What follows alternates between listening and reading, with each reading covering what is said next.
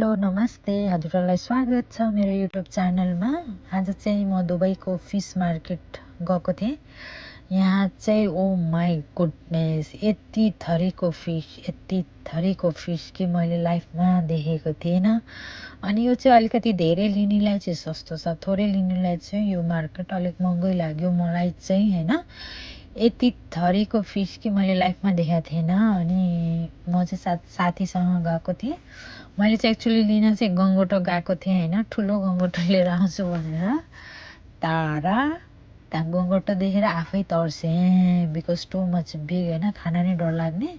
अनि यो सानो सानो गङ्गोटो हजुरहरूले देख्न सक्नुहुन्छ। म चाहिँ त्यस्तै सानोमा चाहिँ लिएँ हैन। अनि फिसहरू हेरेँ के कस्तो रहेछ, भाउ कस्तो रहेछ। यो फिस मार्केट मैले टिकटकमै हेरेर जानु मन लागेर गएको थिएँ।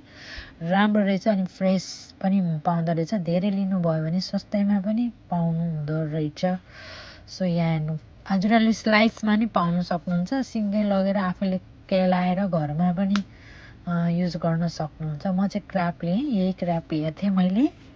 सो एकदम यमी, फ्रेस त मिठो हुने रहेछ कुक गरेपछि है। अनि हेरेर लिनु होला, कति चाहिँ अब आइसमा नि राखेको हुन्छ। हेर्नु न कति धेरै धेरै भेराइटीको क्र्याब यहाँ पानीमा जिउँदै, हजुरहरूले जिउँदो नि लिन सक्नुहुन्छ है। अनि राम्रो लाग्यो मलाई, फर्स्ट टाइम आयो हेरेर होला। उनीहरूले चाहिँ यसरी बोलाइ देखाउँदै थियो होइन। यति ठुलो कि म त कुन लिनु कुन नलिनु भनेर त्यहाँ कन्फ्युज भएको थिएँ। सो हजुरहरूलाई यो भिडियो कस्तो लागेको थियो, को यहाँ दुबईमा हुनुहुन्छ र कोही सक्नु भएको छ प्लिज कमेन्ट गर्नु होला। साथीहरू म खास यो बिग गङ्गोटो लिन गएको थिएँ होइन, क्र्याब। हेर्नु न, यो हेर्ने बित्तिकै होइन यस्तो डर लाग्यो कि मैले त लास्टमा गएर त्यही सानो लिएर आएँ होइन। झ्याराप खान मन लाग्यो त होइन। सुप राखेर हेर्नु, यिनीहरूको मुख हेर्नु, यिनीहरूले त मलाई खाइदेला, मैले चाहिँ यिनीहरूलाई कसरी खानु डर लागेर नलिएको। यो चाहिँ फ्रेसवाला हो, पानीभित्र हुन्छ, हजुरले जिउँदै लिन सक्नुहुन्छ।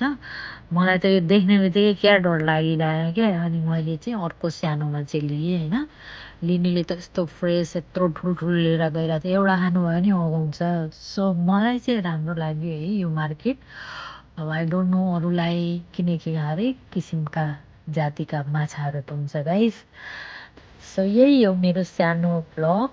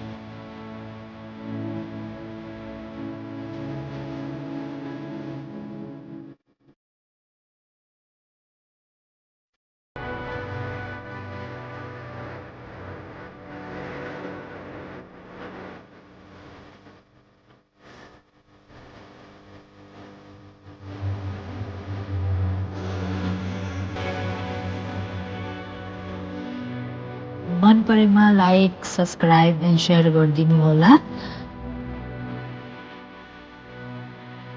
See you in next video. Thank you for watching. Bye.